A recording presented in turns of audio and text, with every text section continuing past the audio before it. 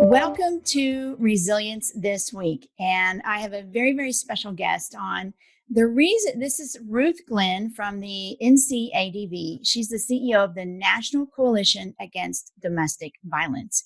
And I'm having her on because in this crazy time when so many people are sheltered in place, they're working from home, they're unable to go out like they normally would, it causes them to be in much closer proximity with their partner. Now, if that's a normal relationship, sometimes it causes a few difficulties or it's a little stressful. But if you are in a relationship that's very difficult with someone who is narcissistic or abusive in other ways, that can really, really cause problems. And I hesitate to say abusive relationship. I usually say a tough relationship. And it might be on a spectrum. And so, Ruth, tell me a little bit about like you and I were talking about, abusive relationship versus, what do you call that? So tell me a little bit more about that. First of all, welcome. Thanks for being here.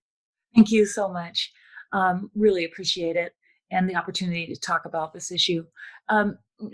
So the National Coalition Against Domestic Violence, and for those of us that work in this field and have been for many, many years, we do not frame it or refer to it as an abusive relationship. That is, from our perspective, victim blaming, because then it alludes to the fact that it may be a mutual abusive situation. So what we like to refer to, which is a little bit more thoughtful, and you have to use the right words, is a relationship in which someone is abusing you or that there is an abuser present. Right. And that really removes the onus from someone who's being victimized. Too frequently, we refer to it as an abusive relationship, and that's really problematic. Yeah. As hard as we work to ensure that people understand that victims are victims and survivors, when we start referring to it as an abusive relationship, then we make it a mutual thing, and that's not at all what right. It's almost as if you have a part in it, right? Right. Yeah. Exactly. Yeah. Exactly. That's not the truth. Right. Yeah. Oh, thank you. Thank you for clarifying that. And I love that, because if you have, you're in a relationship and the other person is abusive, then it allows you to take some steps to protect yourself. Correct. Yeah. Correct. Yeah. So first of all, let's talk about what are some of the problems that can come up, because it might be all of a sudden, maybe there's loss of a job, or maybe you're just now working from home, or maybe all along you've had a business together. For some reason, you are in much more proximity with that abusive person than you have been before. I know when I was in a relationship like that, I had work I could go to and escape. And at least for a little while, yes, it was stressful. Yes, I was always wondering what was going to come next, but at least I had, other people to talk to, and I was out of the house for a portion of the day. So what problems can come up when you're spending more time together and you're unable to get away? Yeah. I think that's a very good question. What we're going to see, because you're right, we're going to definitely see an increase of reported domestic violence, because I also want us to remember, while we're talking about this, most victims of domestic violence, survivors of domestic violence, do not report. Right. They don't feel safe reporting. So what we have is not only an increase in reporting of incidents, but we also have victims and survivors who may be suffering in silence, right? Right. So my fear is the intensity by which an abusive partner is going to exercise that abuse now that they have, using your words, which I really like, the proximity to that victim survivor. Let's not forget that domestic violence is about power and control. Yes.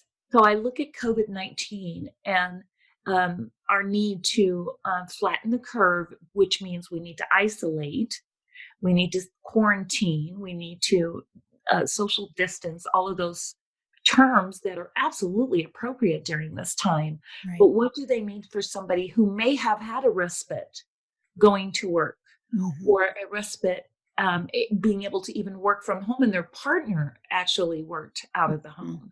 home. We know that more and more, particularly women, are teleworking even Right. before COVID.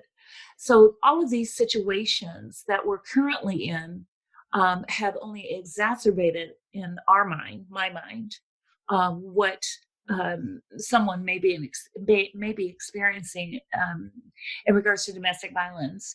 Now that we have these new guidelines that we have to follow to curb this pandemic.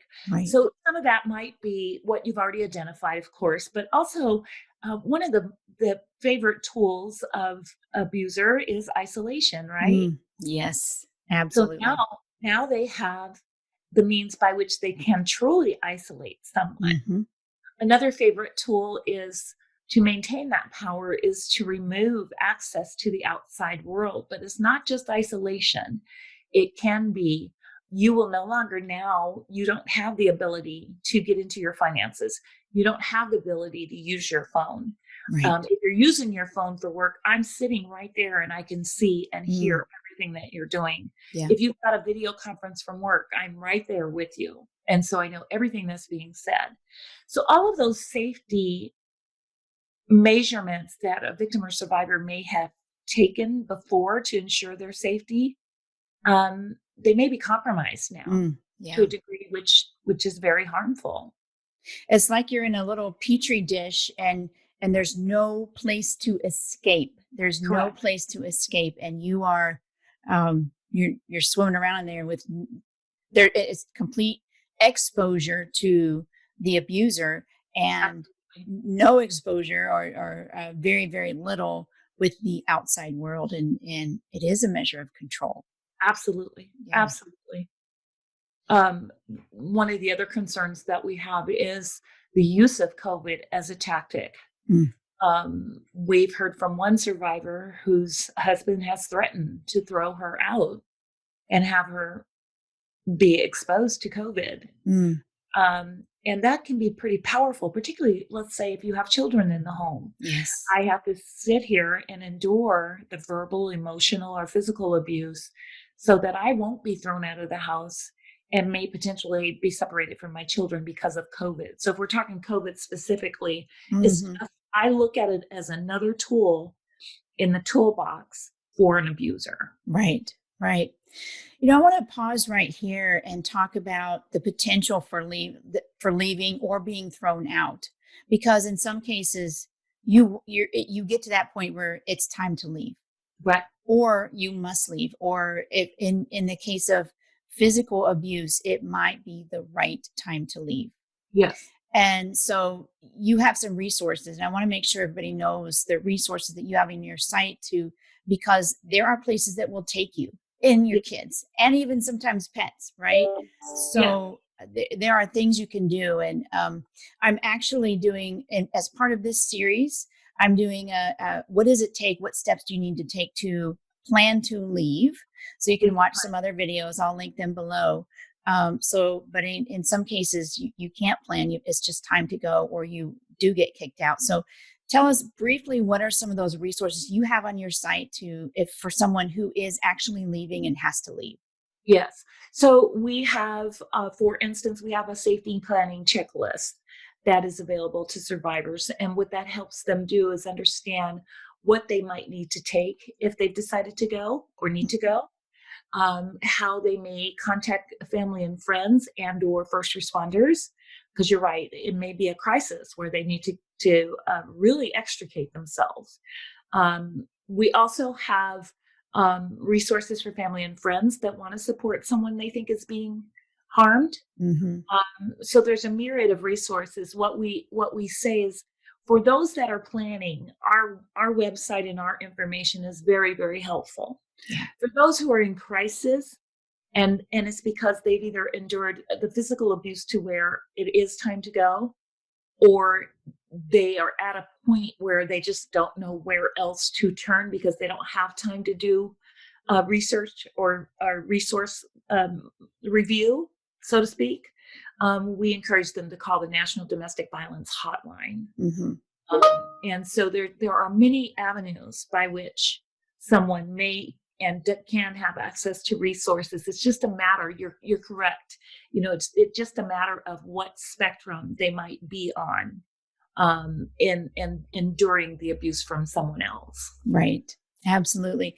And there are shelters taking people. So it's Yeah. not like you have no, like, the shelters are open. Yes. Yes, And they are. They've had to be very creative in responding during COVID. But I and those that are doing this work are very proud of the advocates who have stepped up to figure out creative ways to ensure that they are still able to provide resources for survivors, right. even if that means, finding a survivor a hotel room because of COVID, they've had to distance and that kind of thing. So Hmm. finding creative means by which to provide services. And if it's advocacy you need, is you just need somebody to talk to, we're available. The hotline is available. Your local community domestic violence program is available. If you're able to get on the phone and say, "Can you help me walk through what I might need to do?" Hmm. Virtual. And I would encourage somebody to call, even if, like, you don't know what to ask.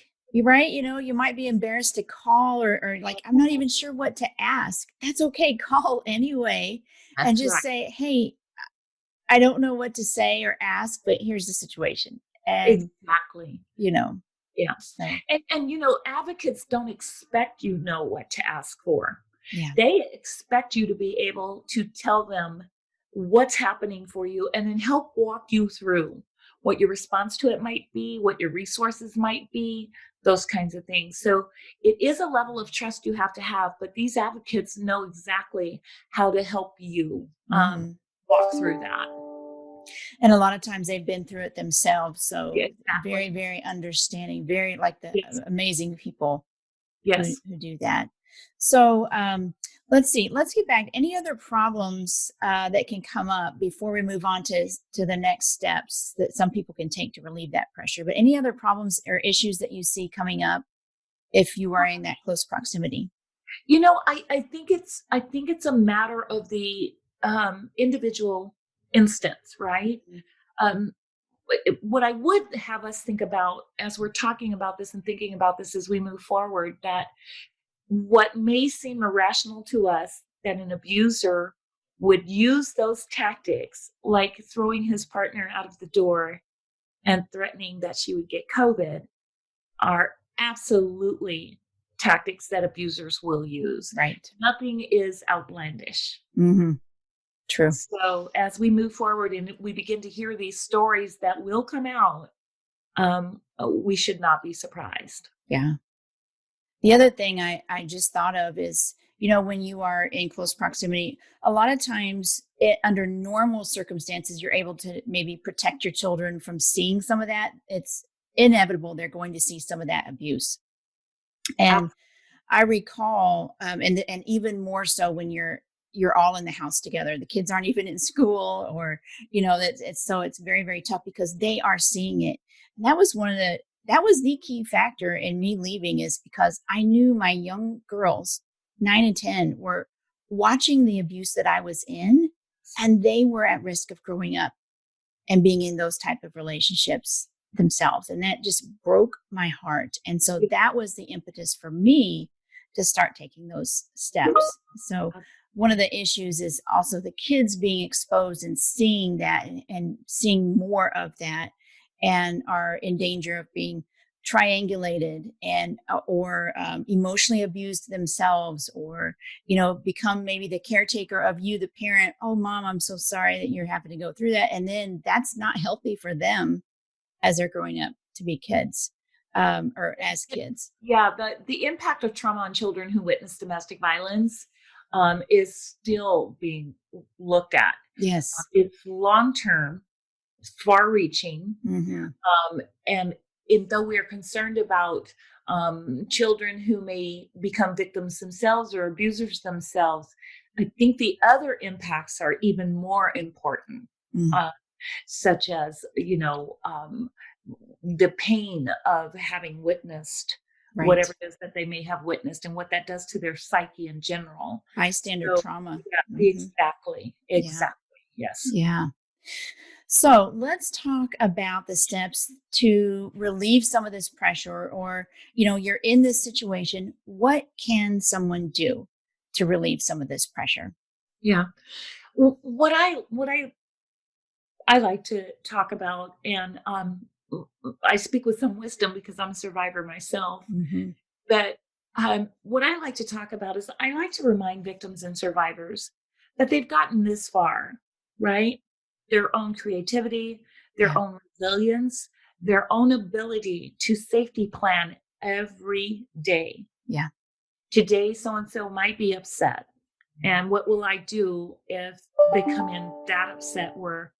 And upset is the term that is used by us rationally. We're not talking about what we know in the field of domestic violence, but how am I going to protect myself and or my children today? Hmm. They Hmm. do that all the time. Yeah. What I like to suggest to people who are enduring abuse from someone else is don't forget that you have that. Yeah.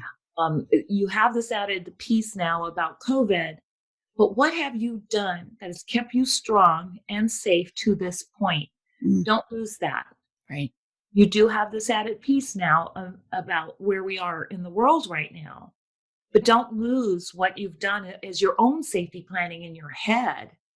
I can tell that we're getting ready to escalate with the violence. So I'm going to go take my children and we're going to go in the room and watch a movie Right. Right. or whatever those things might be. If it really is to the point where you have, with your own assessment, determined that you need to do something different as far as leaving, don't hesitate to do that either. Yeah. Yeah. Don't forget what's gotten you this far. It's worked. Love that. Now, what do we need to do in this other situation to ensure that I'm still safe? Excellent. That is great. So now what, you've come this far, and Yep. maybe take stock of what your good qualities are, and your assets, your Yes. who you are. Right. This might be a great time to just kind of not think negatively of, like, I can't do this, or I can't do that, or I can't, but think positively. What are Yeah. the good qualities that you have? Let's talk about those and Yeah. think through those, because you have superpowers. That Everybody listening to this has superpowers of their own. And it's great to take hold of those and remember those in these tough times, right? Absolutely. And those are the very things. And it's not even necessarily, Stacy, if you don't mind, it's not even necessarily about what are your good qualities. What have you done that has helped you remain safe? That's your superpower. Mm-hmm. It could be as simple as before COVID, understanding that I need to get home a little earlier today from work because I need to be there before so and so gets in the home so that Right. I can make sure such and such is happening. So Yes. all of those things, as ridiculous as they may sound to someone looking from the outside in, Mm-hmm. those have been your superpowers. Right. What are you going to do to up your superpower a little bit more in this new world? Yeah. Yeah. Yeah. Very good. What are some other steps that someone could take to relieve some of this pressure? I would say to remember your superpowers and not, just really remembering, the Stacy, this is why I'm always pleased to be invited to your show, because it really is, I'm a firm believer in resilience. Yes. And resilience is a quality um, that victims and survivors have because they have forgotten that they have been resilient and continuing to do that. Yeah. What will be your new resilience? Mm. What will, as you're turning whatever corner it is for you right now, what will be your new superpower? What Right. will be the thing that is going to take you, quote unquote, over the finish line? Right. Um, the other thing I like to remind people that may be experiencing abuse is there is light on the other side. I think you and I both are very good examples of that. And that's Absolutely. not being anything other than really humble because I Hmm. feel really blessed that I was able to find a way out of it. Yeah. But and a way out of it means I had to continually safety plan in my mind.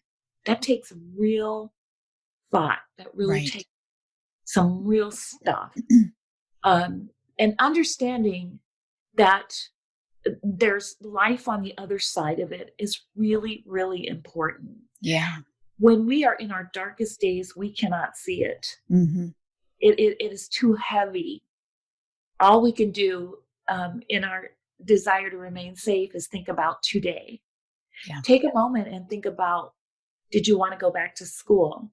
Mm-hmm. Did you know that your career could have been differently? Did you just want to be able to have peaceful time with your children? Mm-hmm. Did you want to not have to walk on eggshells? Yeah. Did you want to have to move back to the other state in which your family lives? Right. All of those things are possible. Mm. We just lose sight of them because we're busy trying to live and survive. Survive. You'll always make those a little part of your superhero trajectory. Yeah. And sometimes it's hard to dream of those. Sometimes Yep. you squash those down so much, Yep. you can't even imagine living Yep. that life of freedom. Yes. But I want to give encouragement here. I don't care who you are not too dumb or stupid. You are not too incompetent. You are not too poor. You are not too whatever that is to be able to have that life at some point. That's right. Right. Because most people, they've been fed this line, or you're too stupid, or you can't do that, or you'll never amount to anything, or nobody wants you, or nobody will take you for a job, or nobody, you know, and those are lies. And it is always possible. And so maybe that first step is to just start thinking, what would I like life to be like? Yeah. What are some of the things I would love for life to be like? Or what do I see in others that sometimes I would see these older women, and they were so authentic and comfortable in their own skins. For decades, I could never even imagine being comfortable as myself. Yep. Like, as strange as that seems to probably other people, people listening to this probably understand it's very hard to be authentic when you're in one of these situations, but it's such a beautiful thing, and it is accessible. You Yeah. can be authentic. Yes. So dreaming first. I'd like to just comment really quickly on what you said, because I think that that's also key. Someone has done all they could to feed you the lies about who you can't be. Mm. And that's the key. They're lies, because Yeah. they absolutely recognize who you can be. Yeah. They just don't want you to be that. Right. And remember that when someone is saying those things to you, they recognize things in you that you have. They're fearful of it, because Mm-hmm. you would regain your control, you would regain your independence, and you would Mm-hmm. no longer allow that person to do that to you. So the method and the tactic is to tell you you're not attractive enough, to tell you you're not smart enough, to tell you you can't make it without them, Right. because they know you can. Yeah, absolutely. One of the things that I experienced was a lot of brain fog. Yeah. And when you're in these very, very stressful situations, and then they increase in stress, I mean, what do you call it, is turning and putting on that pressure even more, that brain fog is even more. And the thing that excuse me, one of the things that I did was to write down, and this is what my attorney just told me. So I just started writing down in black and white, here's what's happened. Here's what's happened. You don't even have to put emotion into it. You can, but here's what's happened. Here's what's happened. This happened on this day at this time. And that was so valuable for me because, in the case of gaslighting, which is off the tracks here, Yes. they might have said, well, you said this, or you didn't say that, or you didn't tell me to do that, or, they try to make you feel like you're crazy. That saved my sanity. And I'm like, I know I did it because I wrote it down at the time, and I wouldn't have written it down if that didn't happen. Right. And so maybe doing some writing. I really encourage, even if you're not quote unquote a creative writer, Hmm. I encourage you to make a note every day about what happened that day, factual. Hmm. Yes. You know, I have a very, I have a secret to share. I just found my journals from 20 years Really? ago. Oh, wow. And there were days that I would miss writing something down. Absolutely. Hmm. And in fact, I may go a few weeks.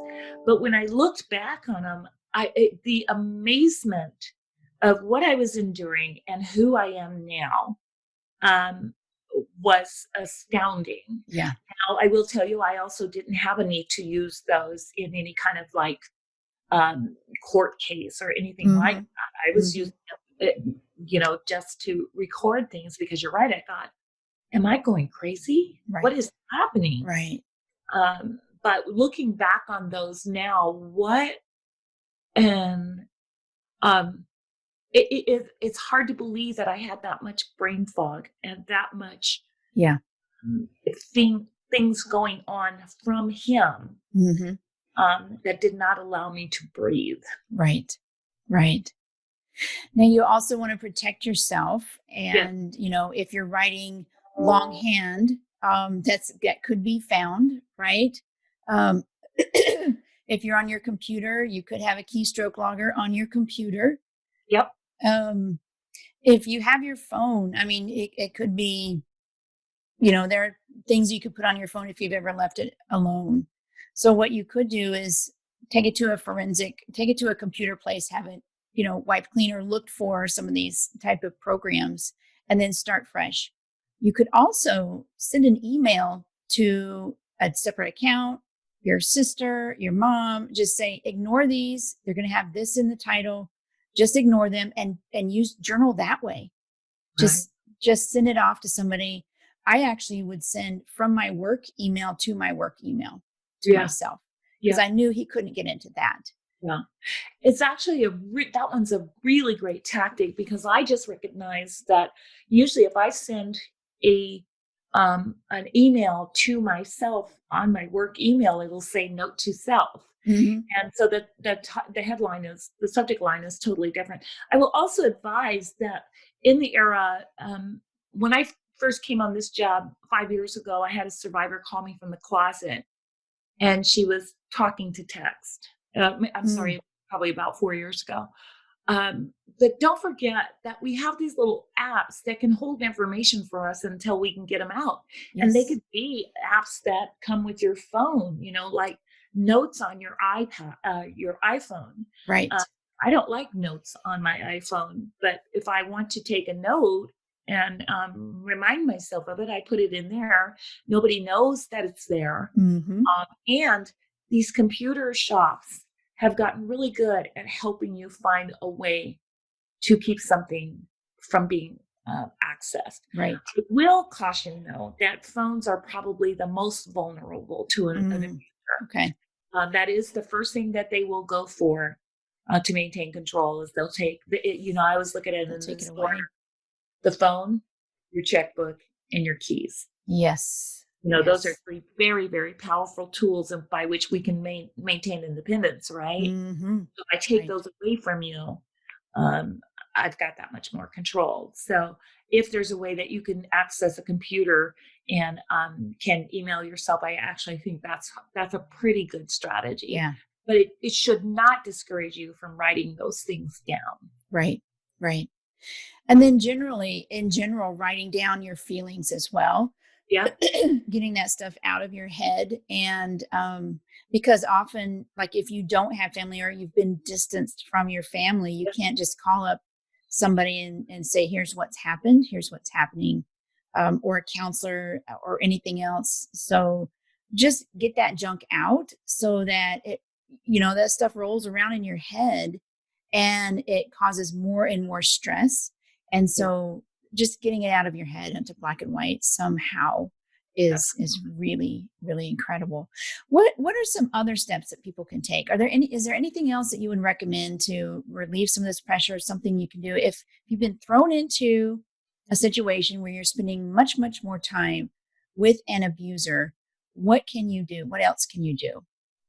Well, I like the idea of taking notes for yourself, factual events, and then, choose one feeling a day. Today I felt sad. Today I felt depressed. Today I felt hopeful. Today I felt that the flowers were blooming, and that gave me inspiration. Mm, If you have children, I think one of the other things to do is ensure that they understand um, a part of your safety planning, right? mm, You don't have to be explicit with them.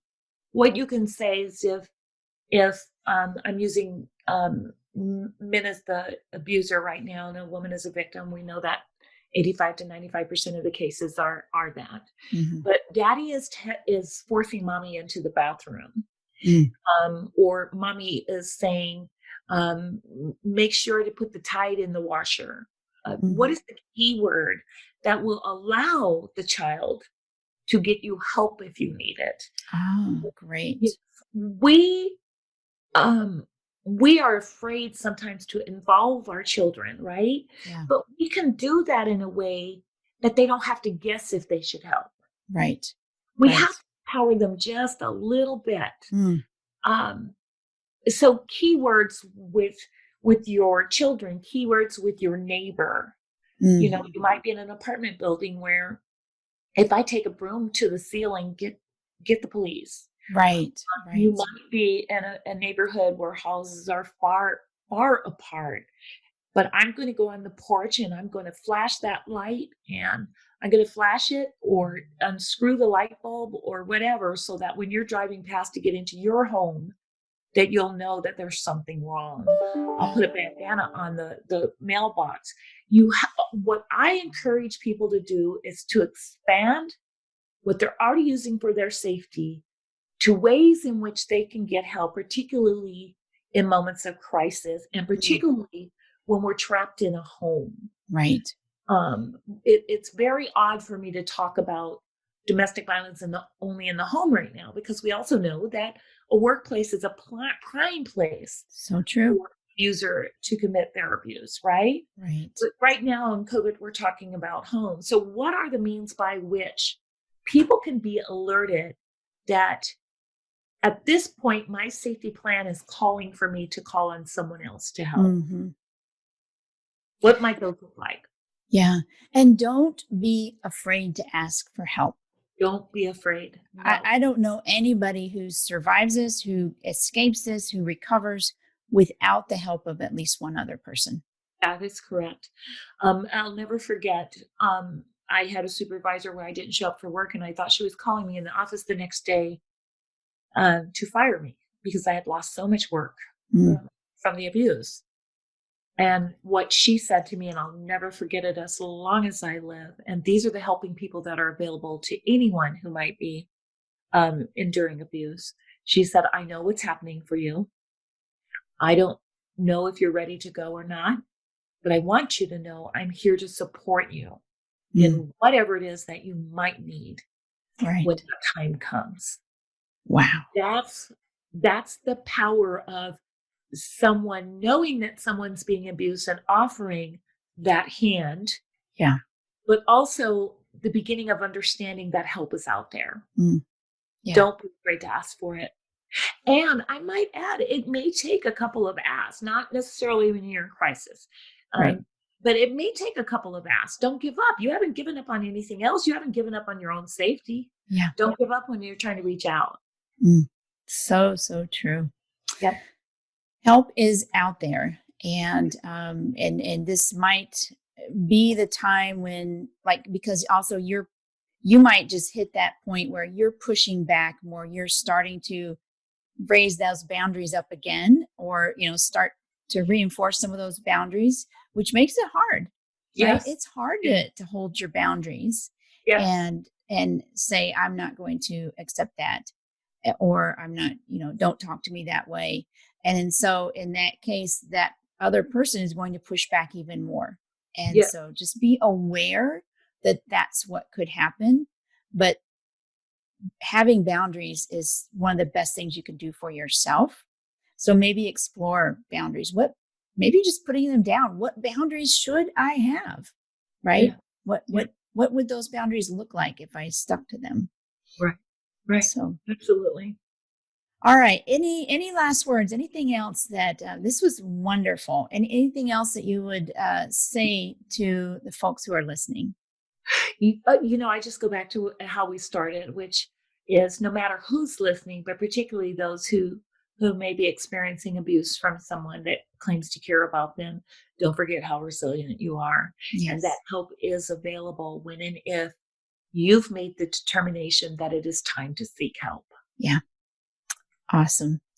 Ruth, thank you so much for what you do. Thank you for coming on this and this video, and thank you for putting those resources out there for people to Absolutely. take advantage of. And it's amazing. Appreciate Yeah. you. Thank you, Stacy.